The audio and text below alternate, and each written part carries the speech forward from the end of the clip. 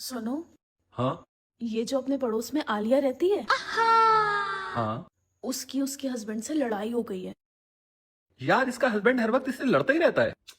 तो उसके हस्बैंड की कॉल मेरे पास आई थी। क्या कह रहा था तुमसे? कह रहा था, भाभी जी मुझे तो लव लेटर लिखना नहीं आता है, तो क्या आप मेरी तरफ से मेरी बीवी को एक लव लेटर लिख देंगी, जिससे उसका गुस्सा ठंडा हो जाए और वो मान जाए।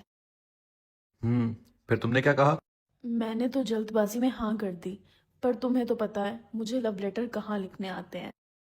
पर मैंने सुना है तुम इन चीजों में बहुत माहिर हो। तो क्या तुम आलिया को एक लव लेटर लिख दोगे?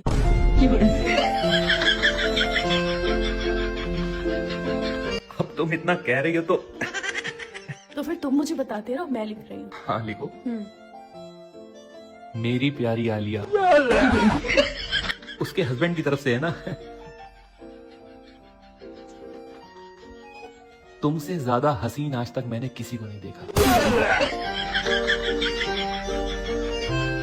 तुम्हारी आंखें एकदम नशीली हैं। और जब तुम नहा के छत पर अपने बाल सुखाने आती हो और अपने बाल तौलिया से झटकती हो तो वक्त मानो थम सा जाता है। वो लड़कियों को इंप्रेस करने के लिए बोलना पड़ता है। लिखो लिखो। मुझे मालूम है कि तुम्हारी नई वाली चप्पल तुम्हारे पैरों को काट रही है, इसलिए मैं तुम्हें नई चप्पल ला कर दूंगा। एक मिनट, लेकिन तुम्हें कैसे पता कि उसकी नई वाली चप्पल उसके पैरों को काट रही है? वो मैंने कल उसे घर से निकलते हुए देखा था, तो बेचारी लंगड़ा के चल रही थी, तो मैं समझ गया उसकी चप्पल उसे काट रही है। और उससे पड़ोसी का खर्चा भी हो जाएगा।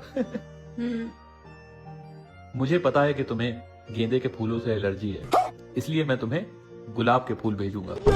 अब तुम्हें ये कैसे पता कि उसे गेंदे के फूलों से एलर्जी है? वो परसों अपने साथ एक फंक्शन में गई थी ना, तो वहाँ गेंदे के फूलों की सजावट थी, तो जैसे ही वो फूलों के पास गई तो उसे छींके आने लगी, तो मैं समझ गया उसे एलर्जी है उससे।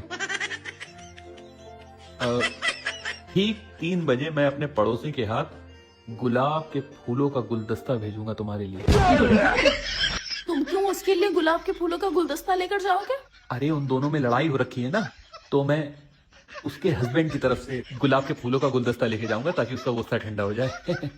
एक बात कान खोल कर सुन लो, कहीं तुम उसका गुस्सा ठंडा करते करते मेरा ना बढ़ा देना।